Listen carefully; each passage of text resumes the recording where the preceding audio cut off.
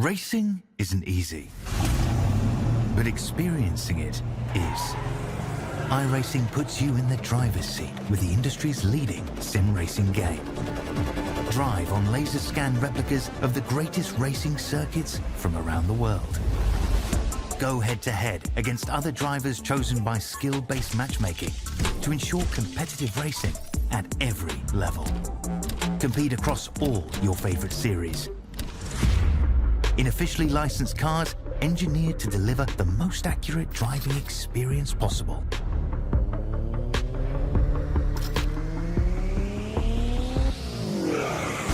Join a race or host your own with players from across the globe.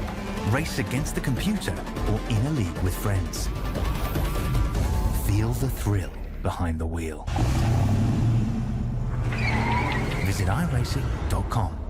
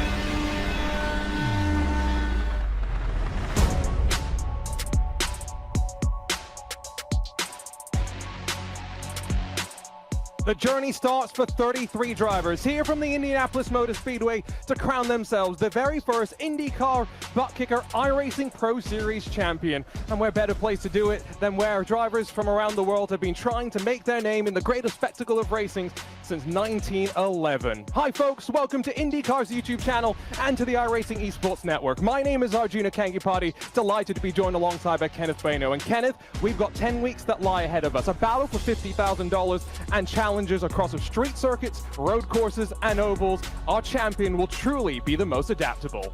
It's a fully diverse schedule, Arjuna, a fully diverse field of drivers from North, South America, Europe, Asia, and everything in between. It's set up to be a fun INDYCAR season here on iRacing. And ever since iRacing brought back the Indianapolis 500 in the spring, we were awaiting something of this caliber. It is so exciting to bring this series to life and to kick off at one of the most iconic racing venues in North America.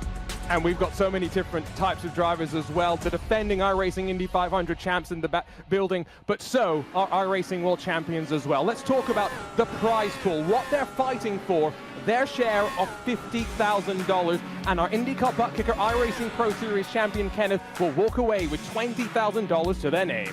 It's a lot of money, and it's something to fight for. It's a relatively short schedule. You only got 10 races to do it, but the drivers are going to put their all forward in this series to get the cash prize. And it goes all the way back to 15th. I know you would want $20,000, but you can walk away with any amount of cash if you're able to place in that top 15. So to have a $50,000 prize pool in this debut series for the INDYCARs and on iRacing, it will be very fun to see how willing the drivers are going for risks if they want a piece of the cash and the championship at the end of the year.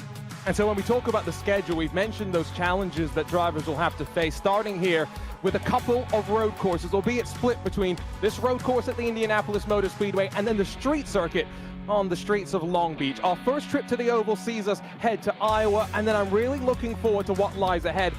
Kenneth, this past Sunday, it was Alex Pillow's chance to shine at the Nashville Superspeedway, winning his third NTT IndyCar Series in 4 years.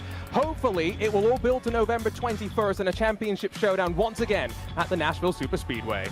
And to be an IndyCar driver, whether it's in real life or the sim, Arjuna, means you have to be versatile. CEO of IndyCar back then, Randy Bernard, said at one point that these are the most diverse drivers in the world and the most diverse schedule in the world. And IndyCar on iRacing shows that with all of the road courses. We've got a pair of our ovals too, a lot of favorites, and I'm excited for that fan vote, Arjun. I've never seen that in any type of series, so to have the community decide what may alter this championship, it will be a ton of fun. Exactly, and especially given that it can shape the complexion of the series. Penultimate round of the championship. Would it be a road course, Temple of Speed, Monza, a trip to the Styrian Mountains and the Red Bull Ring, home of Team Redline in many ways, yes, of course. Or could it be 5 ovals, 5 road courses over the course of the season? Could we head to the historic Milwaukee Mile? IndyCar went racing there this year, of course. Could be very fun to see what that would be all about. The poll closes next Thursday at noon. Scan that QR code to learn more. But Kenneth, we're here at the Brickyard. Tell us more about what lies in store for us here today. Well, this track is synonymous with IndyCar racing. It's hence why it's called IndyCar. This track is not the oval that we're accustomed to seeing hosting the Indianapolis 500. We'll be there later on in the schedule, but this is the famed road course, altered and to be made as a debut track in 2014 for IndyCar. It's been a lot of fun to drive. 2.439 miles, just a little under 4 kilometers. This track has 14 turns. You've got some high speeds in there down that front straightaway and another long straightaway on the back end of the course. It has a bit of banking in there too. This track opened back in 1909, but the first race on the road course happened almost 100 years later in 2000. So, you know, you've got a lot to talk about with this track. It is one of the higher paced road courses that we'll see on this schedule. And how about a driver that's looking to go 2 in a row theoretically at this track? Eduardo Leo, previous winner in the qualifying series, looking to get number 2 here at the Indy GP. And so we're moments away from going racing. Let's talk about the race analysis presented by Buttkicker.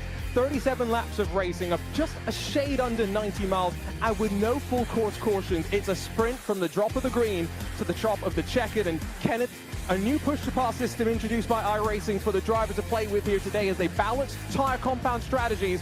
1 pit stop expected here today. Just tells you, Arjuna, how mentally accurate these drivers have to be, that the acuity is so high when you're looking at balancing the strategies that we'll see with those tires. And, you know, when you got different compounds, you got to be on edge at every given moment. And with that push-to-pass system, that could really change any outcome of the race. How smart drivers are going to be in using that over the course of this race and over the rest of the season. I feel like we'll be in a learning curve as we move forward through the schedule. Drivers will get better at it, and that'll be one thing that'll matter a ton in this race is everyone in the field tries to figure it all out. And note that relatively slow pit road speed. Delta for having to come down to pit lane about 40-odd seconds without the time stationary, something to keep in mind. But we're all locked and ready to go. Qualifying done and dusted for the first time this season. Let's head down trackside and take a look at the starting grid for the opening round of this INDYCAR Buttkicker iRacing Pro Series. And what do you see? A sea of red line, led by the 17-year-old Eduardo Leo in that 17 machine.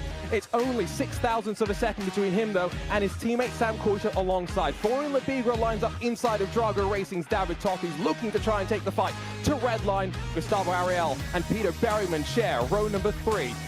With just a couple of hundredths between the two of them. Luke McEwen makes it 2 of those Apex Racing cars inside the top 10. He's got former Porsche Esports Super Cup champion Diogo Pinto for company on row 4, with Ricardo Rico and one of the few privateer drivers, Tamas Shimon, rounding out your top 10. Dan Amor, 11th alongside Cooper Webster, fresh off racing in the Formula 4 Championship in Malaysia and winning some races as well. Jaden Munoz is inside of Xavi Ross on row 7 with Michael Romanidis alongside his teammate Michele Costantini, one of the favorites maybe to fight for the championship. Luis Nunez for Nexus Esports is alongside of Adam Crane just inside of the 109 time bracket to then go back to the 10th row of the starting grid, Michael Johnny and Jacob Oster in the first of the Team i5G machines. Jose Soria is alongside Jordan Caruso, also a former Porsche Esports Super Cup champion. Elliot Veyron's alongside Phil Krause, someone that the iRacing IndyCar community will be watching on keenly from the outside of row number 12.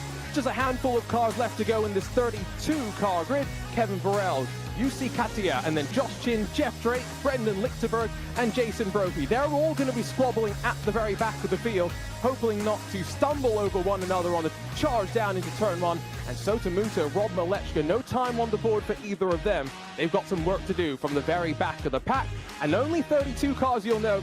Brandon Traino, unfortunately, missing in action for the season opener. The King of the Bricks, the only repeat winner of the Indy 500 here on iRacing. Kenneth, he's off pitting for Ty Majeski in the NASCAR Truck Series. He'll be back for round 2 and eager to make his impression. And that means that he's going to be starting behind the 8-ball to kick off the campaign. He won't get any points for being in this race, so he will be hard-pressed to get any type of advantage from race 2 onwards to race 10. Something we'll be noting about Arjuna over the course of this race is how the track will develop over the course of the event. 107 degrees, it is cooking in Speedway, Indiana. It will be bearing on the tires. Air temp sitting at 77 degrees. Wind isn't that bad and doesn't matter all too much on the road course side of things, but it is a gorgeous day in sim to go racing Arjuna. But one thing we know is as the sky changes, as the track gets rubbered in, these guys in the midst of their strategies will have to play this track a little bit differently than they would at the beginning. And that all leads us into talking about the first talking point of strategy, tire compound. Drivers required to use 2 compounds of strategies, much like they do in the NTT INDYCAR series. The primary harder compound of tire, slightly slower but more durable alternate tire, faster but wears a little bit more. And here at the Indianapolis Motor Speedway, we're down from pit lane. Primary tire, the one that is actually preferred, and drivers will want to use that for the majority of the 37 or so laps. And Kenneth, we've got a 22 or so lap fuel window. Going to be very interesting to see what drivers do. A 37 lap race. It gets immensely close, Arjuna, and when you look at that alternate tire, it has a sweet spot, but it doesn't last that long. So it is all up to the teams how they elect their different strategies, and who knows, we could see someone who lacks on pace pull out a masterclass strategy once they bring out those primary or alternate tires. And with the fact that everyone has to use both compounds throughout the race, someone will try something differently if that means getting a head start in the championship. We're carving our way through this middle sector, quite technical this part, and if you're curious a bit more about the series driver schedule, head on to iRacing.com, INDYCAR-esports to learn a little bit more. Qualifying was intense for some of these drivers. We found the fastest 33 and plucked them down into our grid. And time to put you on the spot, Kenneth. Who comes out on top in 37 laps time with red line dominant in qualifying? You know what, that's such a hard question. We always have the commentators curse and jinx going the way if I say someone, but if you look at 1st through 5th, you're looking at Team Redline. 6 of their cars in the top 10 from qualifying. They locked up the top 4 in the qualifying series race not that long ago at this very track, so I'd say it's easy to pick Team Redline in this race. Well, this past Sunday, it was Alex Palou that strummed his way into his 3rd NTT IndyCar Series championship in 4 years. Now, the attention turns to his Team Redline teammates, dominant in qualifying, but it's 37 laps to kick off this journey. The journey to crown the very first iRacing Buttkicker INDYCAR Pro Series champion. What better place to start than to head to Speedway, Indiana, the racing capital of the world. And it's a long hold up front as we make our way across the yard of bricks and get the racing underway. Redline teammates coordinating up front, a crash behind, Phil Kraus into the wall, and the major contender already mixed up in drama. Onto the brakes, hard a 90-degree right-hand corner, and while the top 3 are single file, it's a challenge from Peter Berryman on the alternate compound of tires. Rest of the field straggling their way through the opening corner. Redline will be loving this. And we saw on the outside lane at that jump, Luis Nunez get backed up on that, inside lane heading into turn 1. It got everyone all out of shape. Philip Kraus going into the catch fence and them going on their sides, basically. We know that there are no cautions in this series, and that hurts a ton when you look at getting involved. Lap 1 before it is even complete. Leo with the advantage. Kuyter back in 2nd. Look at already the charge from Peter Berryman. Wonderful job on the start to move up 3 positions in the first several corners. He's one of the lone apex guys in that sea of Team Redline, and a ton of battles entering 12, 13, 14 for the first lap. And Berryman's going to charge his way forward to second. He has started on the alternate compounded tire.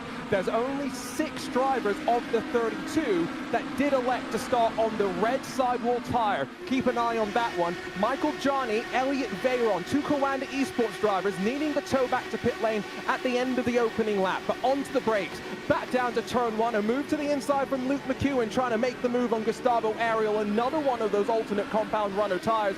But a dramatic start, and now 5 total drivers sitting in pit lane, Kenneth, not what they wanted to start their season off. They've got to repair those cars, and a ton of wings that are removed from the race cars, and a lot of heavy hitters. You mentioned Coanda being behind the 8 ball so early on in this race. These guys really didn't want to see that. If you're going to get into a mistake or an accident, maybe it's a little later, but to have it on lap 1 is somewhat of an insult to injury. And we'll look at how push to pass is implemented over the course of this race. A lot of the pass attempts you'll see in this race and throughout the season will be courtesy of this push to pass system, Arjuna. With the added 50 to 60 horsepower, you can easily get a driver down on the straights, log in an inside or outside pass attempt, and it could be the difference between a win and a loss as we crunch down this 37-lap affair. And this update to the system that reflects the real world really opens the possibilities. You can use it in places that on the older system that iRacing had, you couldn't necessarily use it. Will that be a talking point? Move being made potentially from Davidoff behind, but no, into turn 1.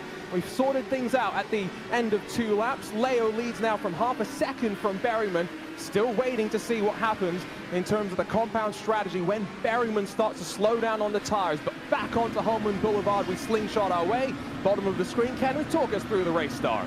Well, it looks like Luis Nunez is the car that gets out of shape. That light yellow and dark blue IndyCar on the inside lane. So they're trying to go up. It's a check up ahead, but that's where Nunez gets the damage. Phil Kraus goes up into the outside wall, catches Michael Janney, and they both go soaring for the sky down the yard of bricks and that front straightaway. So again, a really tough situation for all of them involved. And especially given the fact that these cars have that new damage model, everything is to play for when you get some hits on this IR-18. So they may be out of this one early, but watch this battle for the lead. Arjuna heating up. Peter Berryman wants to charge at the start of this race on those alternate tires. He's got to run down the front straightaway. And Eduardo Leo surely hit the wall coming up to that final chicane. Berryman to the inside. And the 2021 Force Dynamics Dallara iRacing Grand Prix Series champion slides his way to the race lead. His teammate Luke McEwen trying to battle with Sam Coyden as well to make it an Apex 1 and 3. But this is what we kind of expected. The battle between Apex, Coanda, red line at the front of the field. Coanda struggling in qualifying. It's caught them out initially. There's a look at the 2 drivers running 1 and 2. Leo on the button onto Holman Boulevard. Well, Arjuna, what I talked about was who is willing to make the risks on the primary versus alternate tire to start the race. You saw that Team Redline occupied 6 of their cars in the top 10. If you're anyone from Apex Racing, you're thinking we need to do something different. They put on those red sidewall tires and they got to work. This will help them strategy-wise for the end. Their tires might start to fall off, but the track position is the risk they're willing to make. If they can gain that advantage, it will matter a ton when everyone comes down pit road in a race that doesn't have cautions to bunch the field up. You've got plenty opportunity to work your way down pit road at any given time and make some waves. Look at the battle for third. McEwen trying to hold off the pressure from Kuyter and Florian Labigra, a pair of Team Redline IR-18s. And Kuyter, again, one of those drivers that's just falling back as McEwen follows Berryman in that Apex charge to the front 5 laps in. And you note the black and green on Dan Amore's machine. He is part of the Apex Racing Academy. So he's got some experience in karts, 16 years young, continuing to develop. But the Apex Racing team very much helping him in part of his progression. Quite crazy to think Peter Berryman, also part of the Apex Racing Academy. His first iRacing World Championship appearance back in 2016. Crazy to think about 8 years later, he's still here fighting at the very top level of competition. We're looking off the rear, though, of the Team Redline machine. Want to give a big shout out to our partners here at Buttkicker, who have been involved in IndyCar competition on iRacing for many, many years.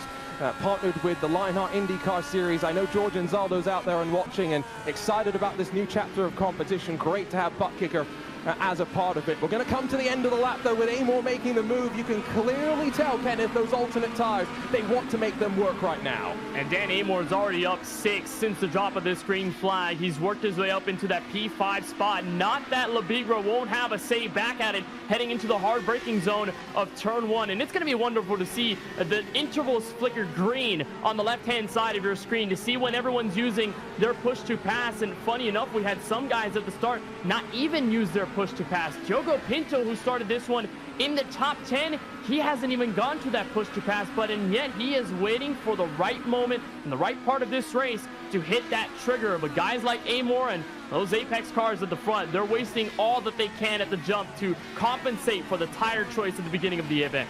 I love that idea as well, right? We're keeping an eye on when they're using it depending on what tire compound they're on. And, you know, for Pinto, the way that he ran himself to his Porsche Esports Super Cup Championship back in 2022 was with consistency, because it was only one win that grabbed him the championship. It was staying outside of the top, or inside of the top 5, that really helped him. Look at Xavi Ross, though. Understeer city for him into this final sector, Kenneth. He's lost a bit of that front wing. You'd mentioned the iRacing damage model. Well, he's going to be wanting to come down to pit lane as soon as possible. He will have to spend 5 extra seconds changing the front wing, though. That's so much downforce you're losing. Look at that, entering the high-speed corner of turn 14. That's a place where you need every bit of aerodynamic advantage as possible to carry so much speed through that corner. It doesn't help as much when you're going so fast around Indy, and this is one of those tracks that has some higher speed corners in the layout. But Xavi Ross, the Spaniard, and one of those independent drivers that's working solo dolo in this edition of the INDYCAR Buttkicker iRacing Pro Series, he's got a lot of work cut out for him, and he's trying his best to stay out there, Arjuna. You've got to give him props for that, but at some point, push will come to shove, and he will need to enter pit road, or else his car, with that damage model, it's going to get every little detail. It's going to hurt you driving-wise in every detail as well. And to maybe expect him in, you know, as soon as the fuel window opens, can go as long as 22 laps on a tank. Do the math, work backwards from there. That's when Xavi Ross will be thinking about coming in. He's one of 4 Spaniards in the series. We have 33 drivers, 14 different countries by my count, which is crazy to think about. The international nature of IndyCar in the real world, and its driver lineup reflected here in the sim as well. Back across the yard of bricks we're going to go, though. Officially 7 laps complete. Berryman only 1 second clear of Eduardo Leo at the very front of the field, and Luke McEwen not really closing in to make it a red line 1 and 2 just yet. You wonder if you're starting to reach that crossover point. 1:11.644 last time by for your race leader. And Eduardo Leo was about a 10th faster, give or take a couple thousandths of a second. So at this point is where you're saying it, the threshold starts to breach, and you start to enter what is called in the community of iRacing the cliff of the tire. That's where you just end up dropping off so fast, and that's where we sort of talked about it, right? Hitting that sweet spot on these alternate red-walled tires, that you need to be there at the right moment track position-wise, but at some point, you know, those tires aren't going to last forever. So you'll get that pace at the beginning. You'll start to bring it back towards the end of the run. And I'm sure 8 laps in, there are already talks about when the Apex guys will come down pit road. I'm sure they're already in their discussions as we look back at David Toth, driver of the number 8 machine. One of the Hungarian drivers in this series, was a part of the Turn GP iRacing series with the IR01s last year. Great to see David Toth back in action with the open wheel cars. And second in that championship as well, with 3 second-place finishes, 1 at Texas, which will maybe stand him in good stead when we get underway for the first of the oval rounds from Iowa in a couple of weeks' time. That was a big slide through the corner for Florian Labigra, the Frenchman tucked up behind Dan Amor, but just putting the pressure on. I don't think there was really too much going on at this time. Does seem like we're somewhat settled into the rhythm. Everyone somewhat pacing themselves. Sota Muto, biggest mover of the day so far, though. Failed to set a qualifying lap time. He's up 12 positions so far. Is on the primaries, though, and he is into 19th position. Look at that on the left side of the screen. Everyone else, oh, I mean, it's a couple of positions here and there, except for the Apex Racing crew up front.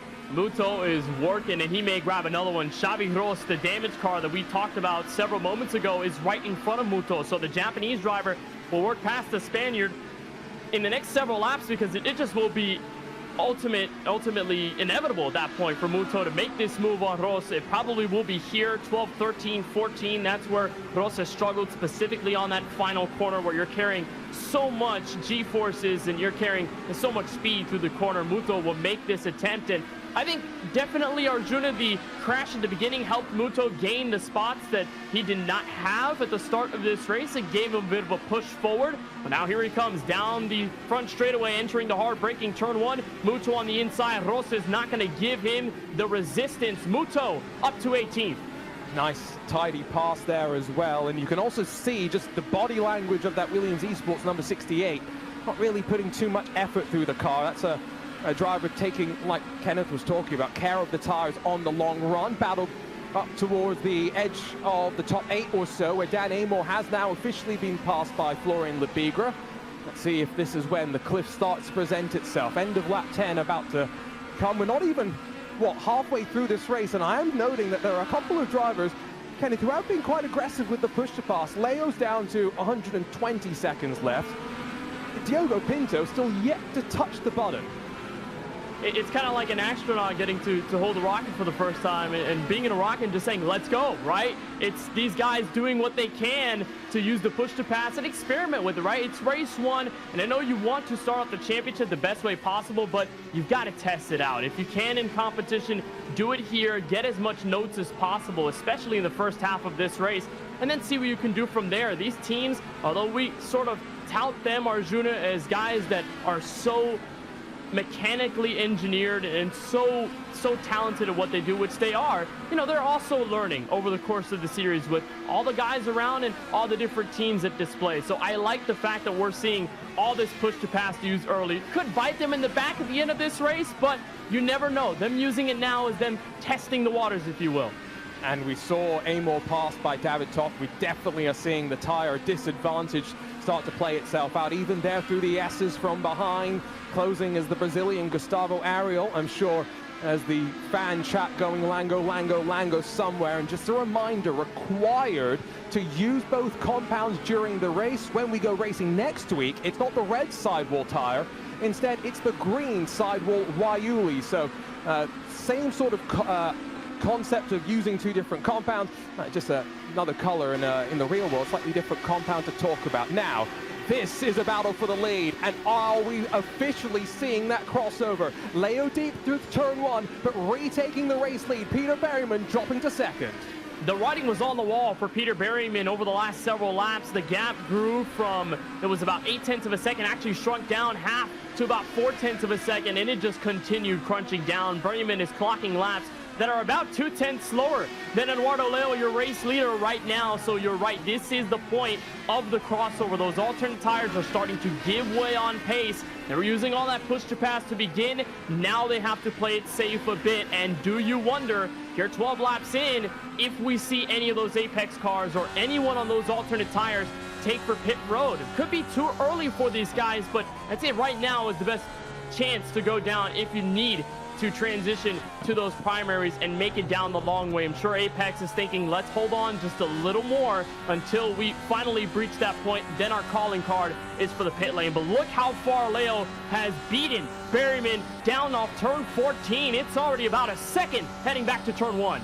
Hypothetically, you can stretch the tank as long as 24, but 22 is probably a bit more realistic. So as Berryman back into turn one, a little bit further behind the race leader, you can see Dan Amor continuing to struggle now, is being swarmed. It's Gustavo Ariel that's passed, and Diogo Pinto going to be lined and loaded. And could this be the time that A, Diogo Pinto is going to start using the button, or B, when you press the button, you're using a bit more of the power of the engine as well. It's got to come from somewhere. You're eating a bit more fuel. Just realize, Kenneth, is Diogo maybe playing a bit of fuel saving here? Is he trying to go 24 and try to really push on the alternates at the end of the race? It should be the case, and you look at how these primaries go. They last a long while, but again, we talk about that sweet spot of those alternates. It was about 5 to 6 laps until we started seeing that gradual fall off for the red sidewall tires. So yeah, I like that idea. If you're Pinto, just save as much as you can, save the push to pass, and then when you need it, go on it. And for the drivers and the hopefuls that want to enter this series or be a part of any of the Pro Series across the iRacing season, you can head on and learn more at iRacing.com. Arjuna, this sim is just growing by the day, and every single other couple months we have a season build that adds new content and new features that makes the sim so much more enjoyable to drive and enjoyable to be around with the community. So iRacing.com, the hub to get into one of the best sims on the planet. And this view is what you see, the dash lighting up green, the rev counter, the lights starting to change how they illuminate as well. When you get on that push to pass, and Diogo Pinto, he started to move forward, 12 seconds of that push to pass, use 8th spot claim, and back down home in Boulevard. You got the pagoda off to your right-hand side. Great place to watch the race, I'm sure. You've got the golf course on your left as you stamp onto the brakes and then slide your way into the S's.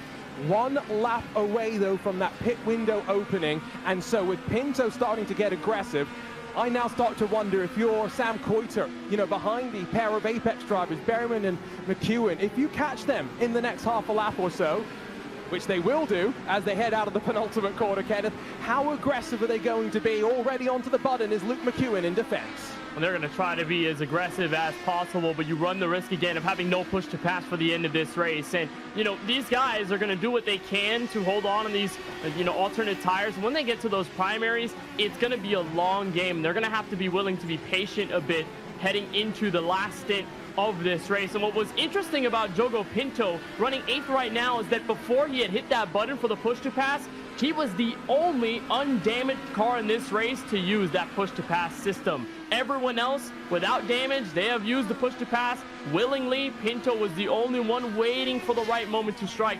Say halfway home is the best place to be if you're Pinto. He just hasn't been able to make those moves, and he's still about a second shy of Gustavo Ario, his teammate for Team Redline. So we'll keep an eye on Pinto. And the battle behind, though, is getting interesting. Ricardo Rito and Dan Amor going at it.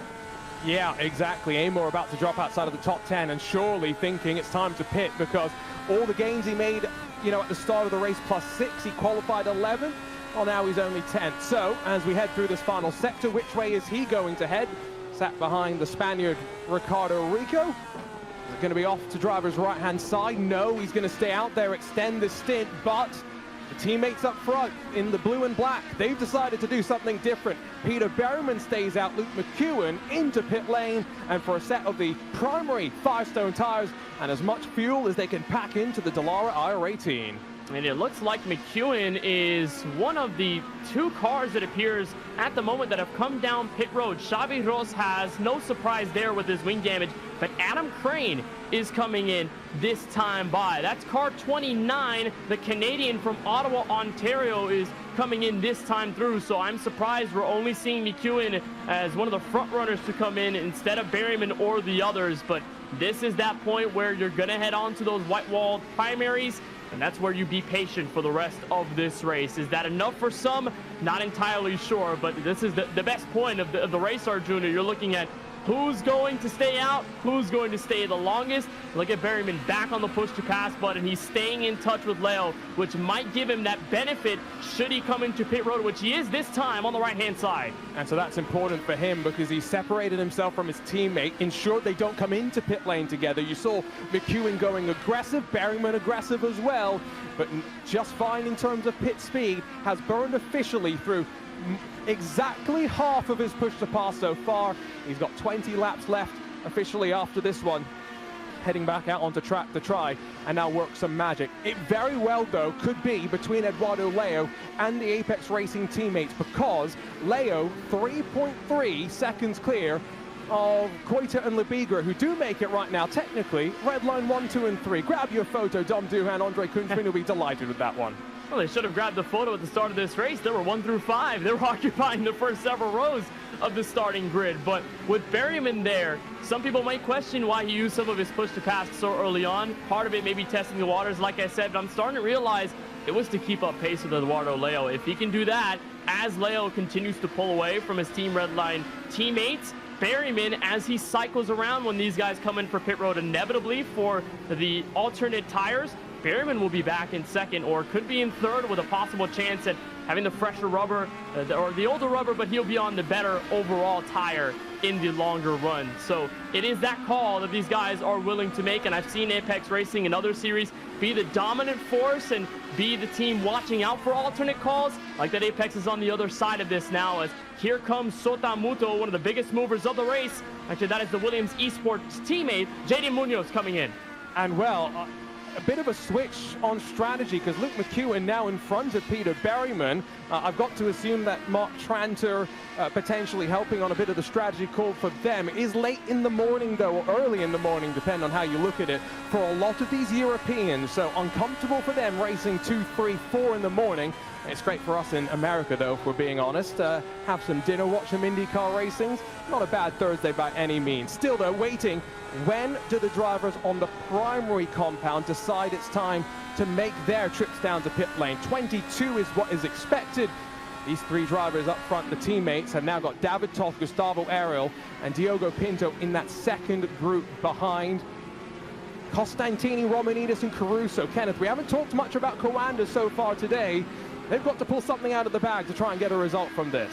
Well, that's because we had one of those Coanda cars involved in the lap 1 incident, right? So you already take away part of that Coanda Esports force that was going to be available before we entered turn 1 on the first lap. So Coanda could still be a big player in this one, even though they've got a little less cars in the field now, given all of the instances. But Michele Costantini, the Italian that we saw dominate a good portion of the iRacing Indy 500 earlier this year, you know, him and Romanidis could make some waves. Costantini is known to pull off some decent strategies, and he finished P6 in this Indy GP race during the qualifying series, so I'm sure he took a ton of notes throughout that race with a bunch of the competition that's mostly the same, and used that towards some of this success that could happen here in the first race of this INDYCAR Buttkicker iRacing Pro Series. How about the battle for P4? David Toth, Gustavo Ariel, Diogo Pinto. We're looking at three different strategies. Toth, the Hungarian, all by himself up front. Ariel, who's been one of those red line cars to use the push to pass, and Pinto, who's conserving until now.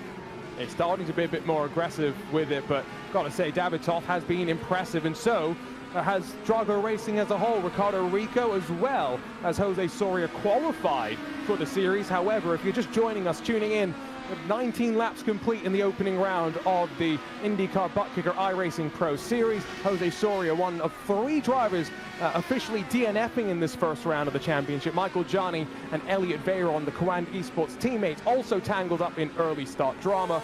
Phil Kraus, Luis Nunez, they're 1 and 2 laps down respectively, trying to salvage some sort of points and results from the race. There's a look, though, at David Toth. I still remember when he grabbed his very first podium at the Red Bull Ring in the Force Dynamics Grand Prix iRacing Series back in 2021, Kenneth. How crazy the Hungarian commentators went for it. I've got to say, passion. That's the one thing that we can't get away with in English. You know how Spanish football commentators, they just get to shout goal? Yeah. Imagine if we did that in English. I mean, it just wouldn't hit the same, right? It's different languages that have that level of intensity and like I said, that passion that gets them going. That was one of my greatest memories of covering that 2021 Force Dynamics Dallara iRacing Grand Prix Championship. But there is one of our first mistakes that we've seen on the racetrack from raw pace. David Toth going wide off of the sharp right-hander, turn 12, and that brings in Pinto by as we've got the race leader, Eduardo Leo, on pit road.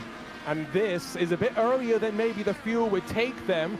Do they think they can extract 17 good laps from the alternate compound tire?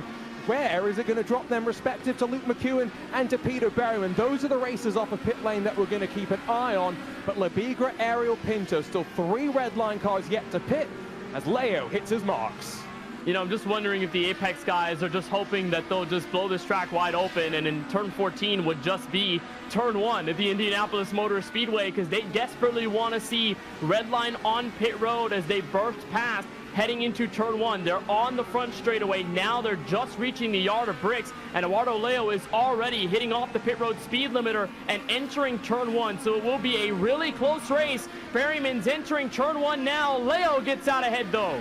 He holds on to the lead, but just about. It's now how much can he push on the tire to build an advantage, and then how much does the tire fall off as we close on the checkered flag. Here come the rest of the red line contingent, followed in by David Topp and Ricardo Rico. Drago Racing quite helpfully switching up their paint schemes on their cars, making it a bit more easy to differentiate who is who. And look at the fact that Coanda are now maybe flexing their muscles, staying out a little bit longer, going to the lead of the race, but yet to come down pit lane, of course.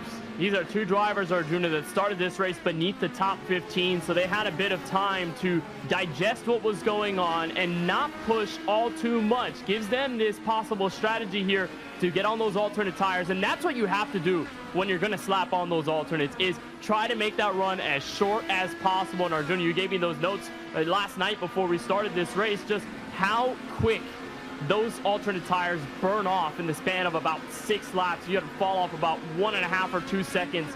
So all these guys are trying to make that duration on these tires as short as possible. I like this call from Costantini and Romanidis. They've been on the back foot all day long, along with their teammate Jordan Caruso. And how about Sotamuto, who's running in 4th right now for Williams Esports? He started this one at the very back of this field. Alternate strategy could give them the headway. We'll see if they come down pit road soon, though. And here they come.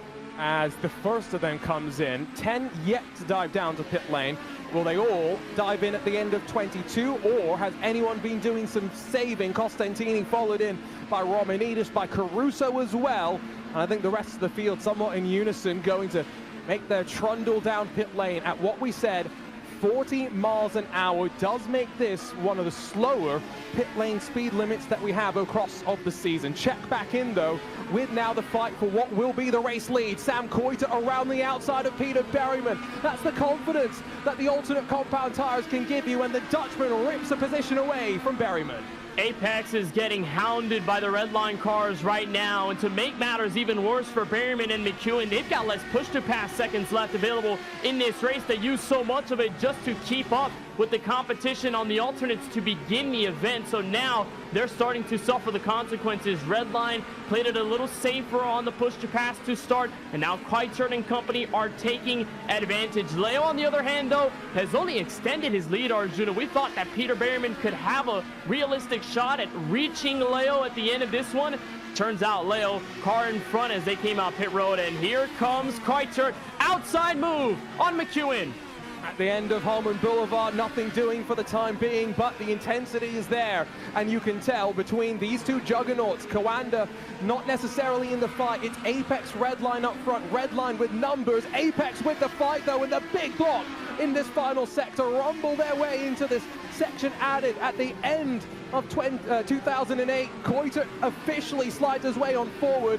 Oh, Gustavo Ariel thought about trying to find his way forward as well. Not really going to happen this time by. Well, Florian Lebiger was trying to be like AI with the braids, crossing over once and then twice, exiting turns 13 and 14, but he makes the move in the high-speed 14, and now back to turn 1. Redline has 1, 2, 3, but does Apex Racing bleed off more time with Gustavo Ariel and Diogo Pinto in the fight? Because we know one thing is that Pinto does have the most push to pass available out of everyone in the top 7. So he's still got some punch left in him with 14 laps to go. And so he may be keeping that in his back pocket for the end of the race. Maybe as a bit of a defensive strategy. Gustavo Ariel, he's already blown past Peter Berryman into the braking zone at turn 7. And so slowly but surely, Redline trying to work their way forward into what could be a quite remarkable start to the season. Top 6 locked out, and only Cooper Webster somewhat quote-unquote struggling, but he's still inside of the top 10, all things considered. So for a team that, Kenneth, I talked with Dom Duhan and Andre Kunchman about setup in this car. They were missing a little bit at the start of the summer.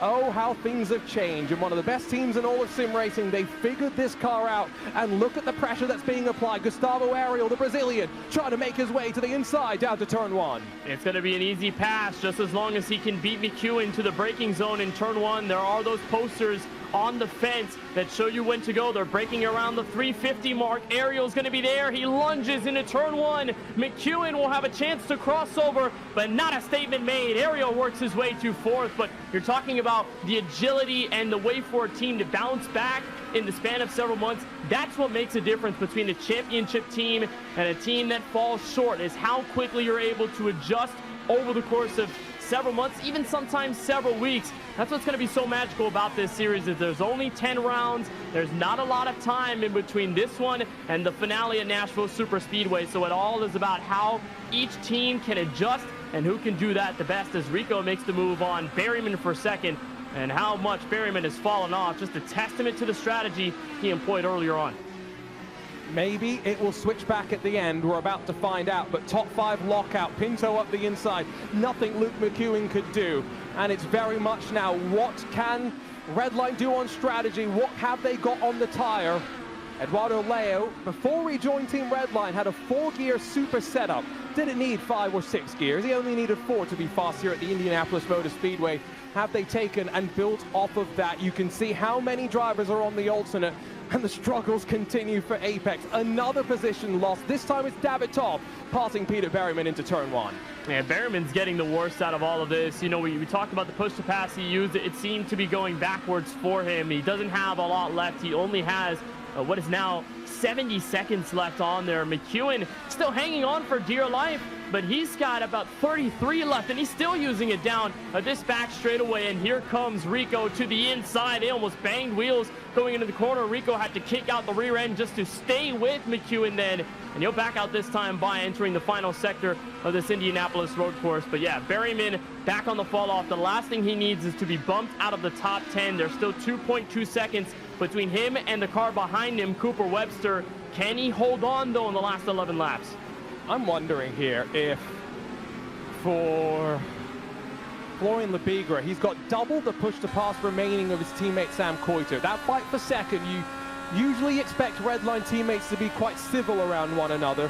Could we see some civil war in a fight for the second step of the podium? Leo seeming like he's in a different postcode right now. Might as well be racing over IRP rather than here at IMS. On to the brakes once again for the Hungarian as we ride on board with David Toff. The laps are ticking away, 11, make it 10 to go next time by. What can David Toff conjure up here behind his teammate? They've got to try and find a way past Luke McEwen sooner rather than later, but they're a bit too far behind as they make their way down to the braking zone once again. And these teammates are picking up pace late in the going. They're doing a wonderful job of making use of this opportunity, the Spaniard and the Hungarian doing what they can. They will get McEwen at some point. They're almost there, but they're reaching him at some of the hardest parts of the racetrack to pass. They're going into turns 7, 8, 9, and 10 that are a pair of chicanes, a lot of weaving corners where you're not carrying so much speed through it, and also the track is narrow at that part of the track, narrower than most of the other sectors here at Indianapolis in the road course. So they're reaching him at a really tough place to pass. They can't get him down the straightaways, but here they come. They're going to use the push to pass for all that it's worth. Rico's going to chase McEwen down the front straightaway. McEwen doesn't have the push to pass to defend here, so he goes to the wall, but shimmies down low does Ricardo Rico. Not late enough on the brakes initially, releases the pressure, able to slow it down in time. What a move from Ricardo Rico. Slides his way forward. Pain continues for the Apex Racing Team contingent, and now margin continues to grow for Redline 1 through 5.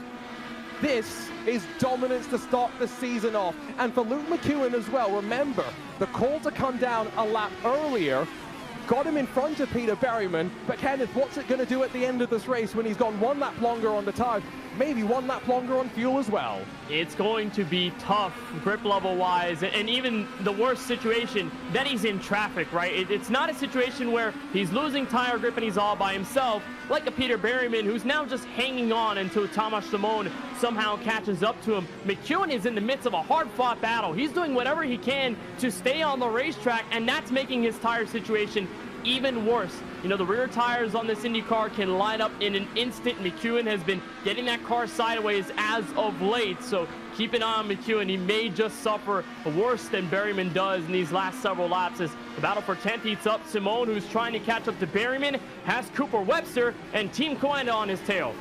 Remember, next week to the streets of Long Beach. Very, very different sort of a race to what we've got here. Costantini makes his move on Cooper Webster, but that's only 11th for the best of the Coanda Esports drivers. Michele Costantini still 6/10 behind Tomasz Simon.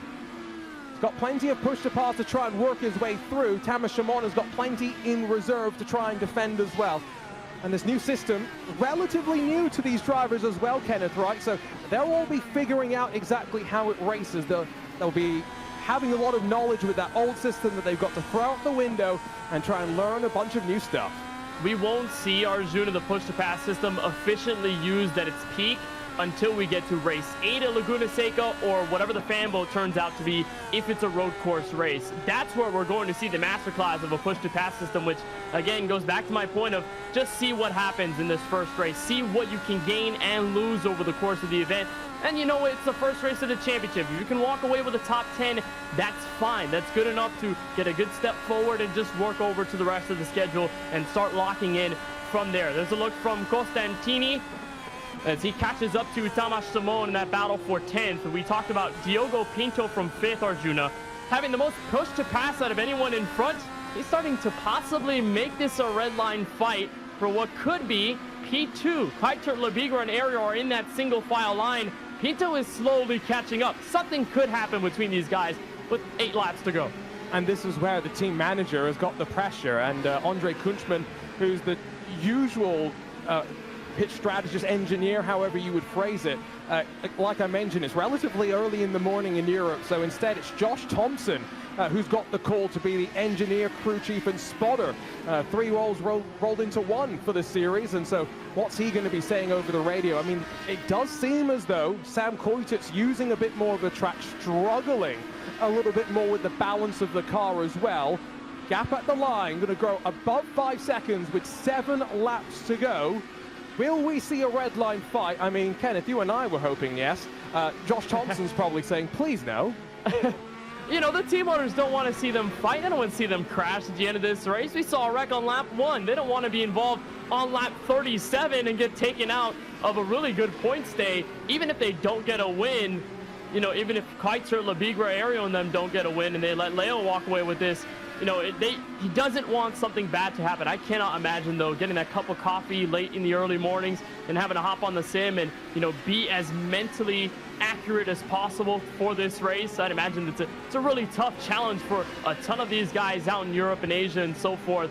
But here comes Lebigra. He's going to make a move. It appears he's not going to settle with just the last spot on the podium. It's either turn 14 on that front straightaway or bust for Lebigra. He may make a move soon. Well, Lebigra won 2 races in last year's Turn Racing Grand Prix iRacing Series, Spa and Texas. Another driver to have succeeded on the ovals in the past. Experience that hopefully will stand them up well. He's got 94 seconds of push to pass left to use in this race. And so you divvy that up across the rest of the laps. You've got more than 10 seconds a lap. The fact that he has not been on the button and again only shows himself in the mirror, that's the teamwork between the red line counterparts. You expect this between them. So let's go back in the field. Let's try and figure out, are we going to see the primary compound tire start to have a bit of a renaissance, if you will, with the likes of Berryman, McEwen start to mount a bit of a fight back. But look at Tamas Simon trying to defend for the time being as Michele Costantini long in stint 1 on the offense in stint 2. Yeah, this is where the crossover happens, and you know, it may not make a huge difference, but it's going to have a bit of a dent in terms of the tire impact. Once you're on that red wall side tires, I mean, you're done. It's your last call for the end of this race. You have to stay on that compound until the checkered flag, and it's already been past 8 laps since a ton of these guys have come in for pit road and made that decision. So now they're on the fall off. Costantini, who was very close to getting Tamas Simon, all of a sudden that fight has basically diminished for the most part, and their fight to Peter Berryman, it may be almost gone heading into 5 laps to go. So yeah, this is the point where, you know, the guys who made this call late, now they may have the track position to gain, but if you're stuck in traffic, that may be where you're hurt the most. We're seeing Berryman, Costantini, now Tamas Simon, all 3 of them using the push-to-pass system. Costantini will have the draft entering turn 1. This could be an easy pass if Costantini does it correctly. Simon will give him the space, but Costantini ran wide in 1 and said, I'm shutting the door for good in this one. Very, very close, but that's 2 drivers knowing the limits of the race car, leaving themselves just enough space to make that switch happen. And Michele Costantini, in his bio, wants to let everybody know he's a wannabe pro GeoGuessr player. So just keep that in mind. He may leave sim racing, may end up in the world of GeoGuessr. Well, you know, he could have been in the best situation, like I saw a streamer in a couple days ago where he landed in Gateway, out of all places. And he looked at Indianapolis and chose there, and then didn't know why Gateway wasn't in the state of Indiana. I'm sure if Costantini was there, it would be an easy choice. But if you want to pick any of your favorite tracks across the world between the selection that we have for the penultimate race, Arjun, and the fans can go to that QR code. I'm sure we've talked about it before the show. It could make or break the championship fight. So it'll be fun to see what the community can cook up on this one. Milwaukee, Monza, Red Bull Ring. What flavor of chaos would you like?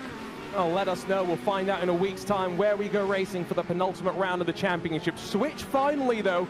4 laps to go. It has happened. Florian Lebigra has slid in front of Sam Koiter to grab second away. Are we going to see a bit more here? Gustavo Ariel, Diogo Pinto, they're lined up behind. It's red line 1 through 5. Is that the order the teammates will stay in at the checkered flag? We'll find out. Keep an eye as well. Luke McEwen, his tires may be coming back to him. He's closed up to the back of Ricardo Rico in 6th.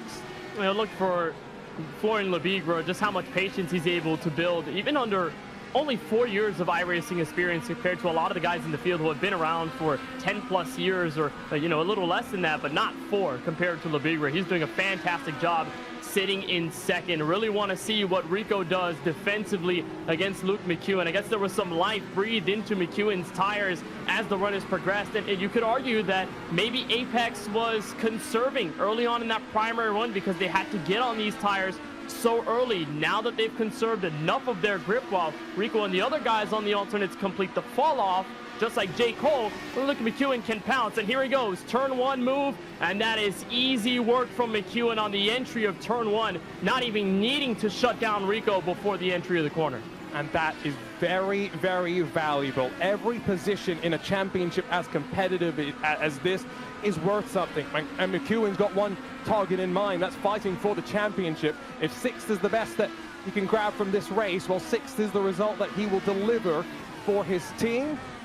Got 2 laps left to go up front, though, and we haven't talked very much about your race leader, and that's usually a good sign, Kenneth, when you, in a 37-lap race, can easily build up a 6-second advantage, easily break the toe from those behind through the pit strategy, and then waltz away like it's a nice little Sunday drive. But it's been anything but that for Eduardo Leo. He's got 2 more laps to go before a historic victory here at the Indianapolis Motor Speedway. In real life racing, when a driver doesn't talk at all over the radio throughout a run, it means they like the setup of their car. They love the way it's running. I'm sure that in the Team Redline voice chat somewhere where Leo is in, he's not speaking a word. He's loving the view from in front and behind. He's got clear track. It's like he's putting practice laps in right now. He's got so much of a gap to work with that even if he starts to conserve and run a little smoother than he would at the beginning of this run, it will not make that big of a tantalizing difference. He really will have to make a dire mistake for somewhat of a race to occur between himself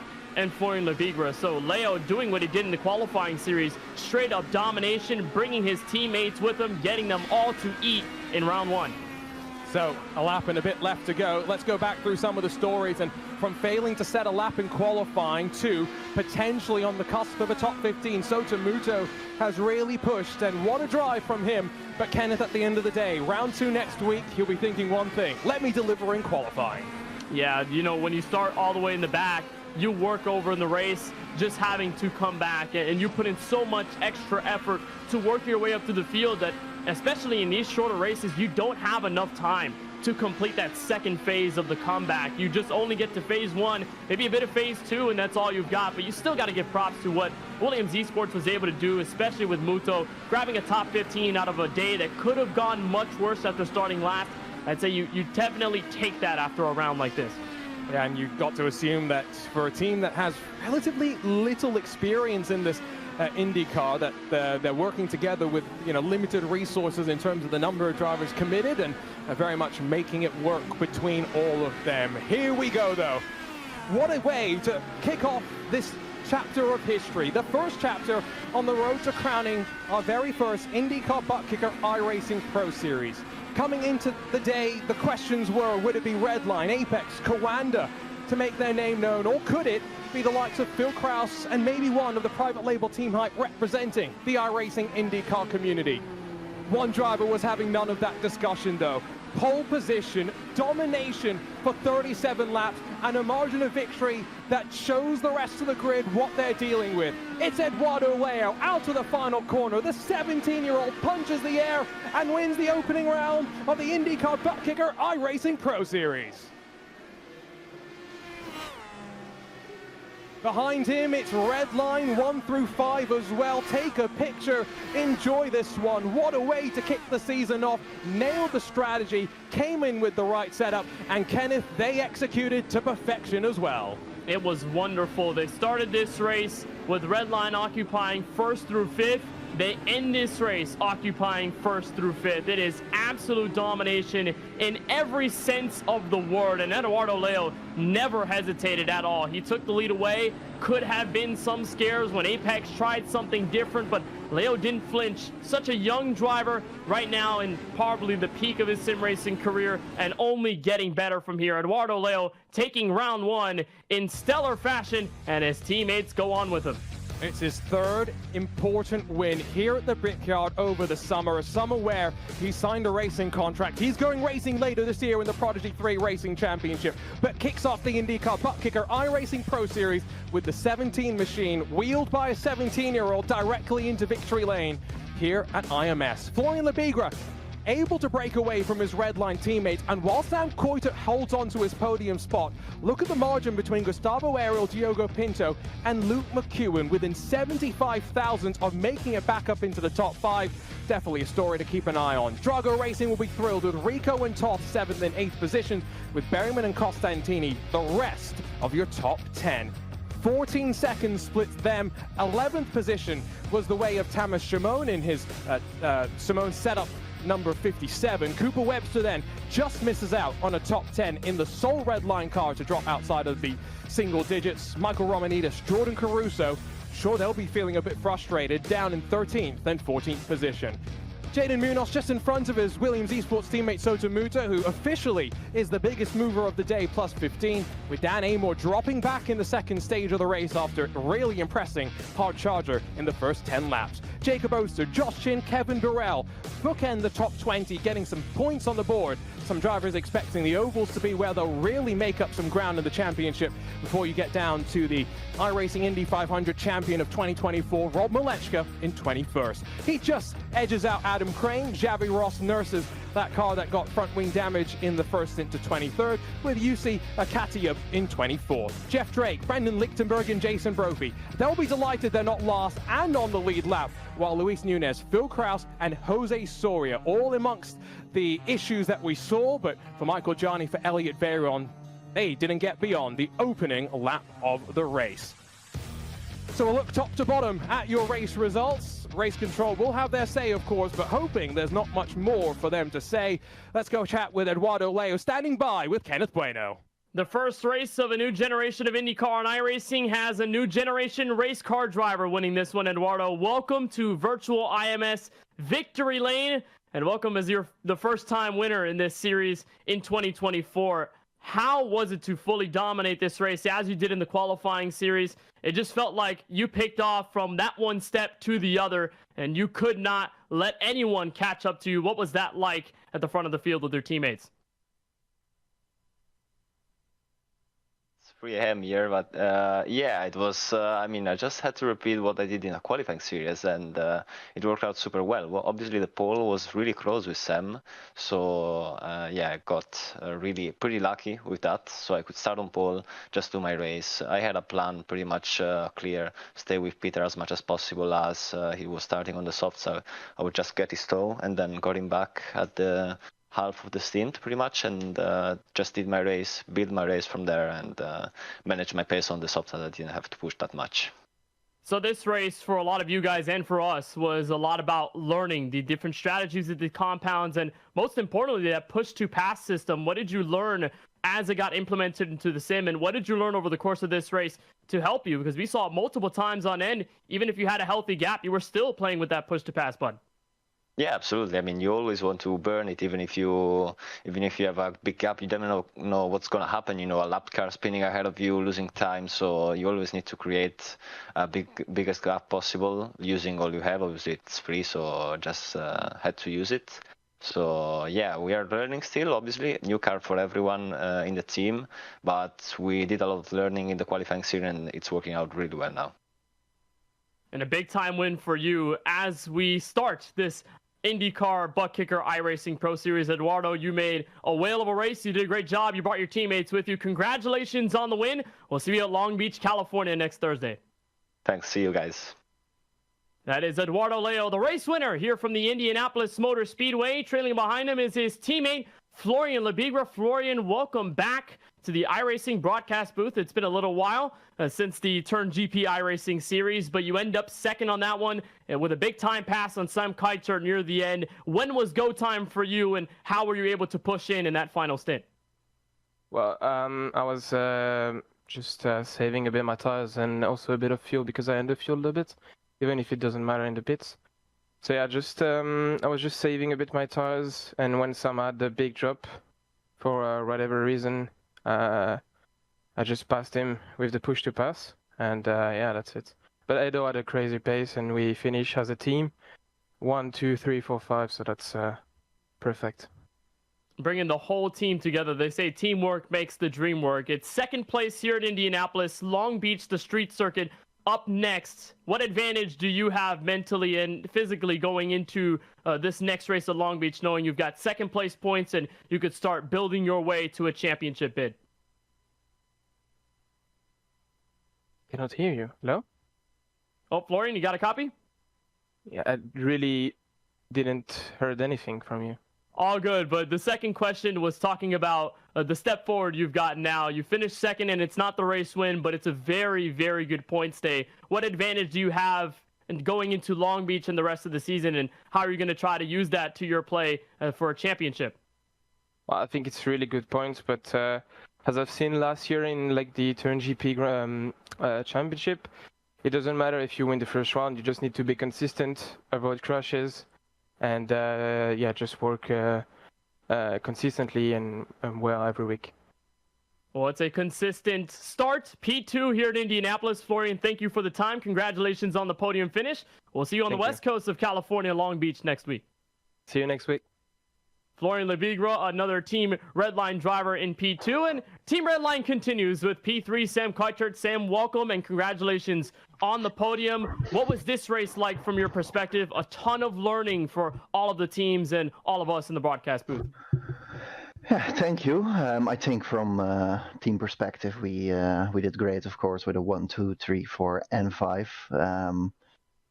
So yeah, on that point, we have nothing to complain. For myself, it was really chaotic. I didn't feel comfortable at all in the race. A lot of sliding around. The Sverfer felt weird, let's put it that way, where the wind was coming from. So I struggled a lot, but I'm just happy what we did as team. I mean, yeah, nothing, or you can't start the season any better as this, you know. A wonderful effort from the entirety of Team Redline, but you now head to a street circuit, Long Beach, out in virtual California. Very different from what we saw tonight here at Indianapolis. What do you and the team prioritize quirk-wise when you go into a track like that? Well, prioritize is keeping it out of the wall, I guess. No, I mean, we are really strong at road courses, and I think we have to focus on that we keep, well, it going like this, hopefully as dominating as this for the rest of the season. And we have to improve on oval from what we saw in the pre-Q, but I have all the confidence in the team that we will do that over the season, maybe the first round, maybe the second, but we will be there in every race on the end. And coming back on Long Beach, yeah, same as here, prep hard, keep it out of the wall, and hopefully the same result. Confidence and performance, two things on display here at Indianapolis, and something that your team will try and prioritize for the rest of the campaign. Thank you, Sam, for joining us. Congratulations on the P3 effort. We'll see you in Long Beach. Thank you. Have a very beautiful evening. Eduardo Leo, Florian Lebigra, Sam Keizer, your top three from Indianapolis. And something just makes me feel like we're going to get familiar talking to the Red Line drivers this season. And next Thursday, I mean, the grind continues, 10 back-to-back weeks, and what a place to go for round number 2. With some of the tension, Kenneth, now raised, we head to a street circuit, and a tight one at that as well. The hairpin's known for causing its share of chaos as we take a look at where the drivers will start the race, trying to get formed up 2 by 2, 33 cars off to turn number 1.